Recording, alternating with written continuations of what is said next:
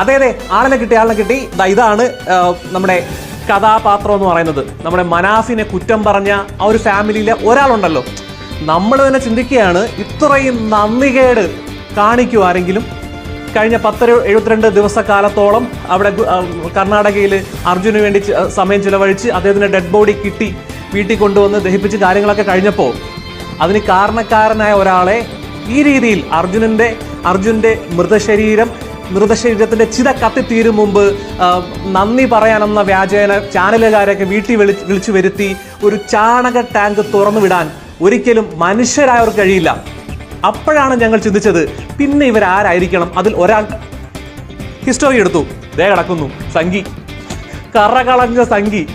അയാളുടെ ഫേസ്ബുക്ക് പോസ്റ്റുകളാണ് ഇതായി കാണുന്നതെല്ലാം.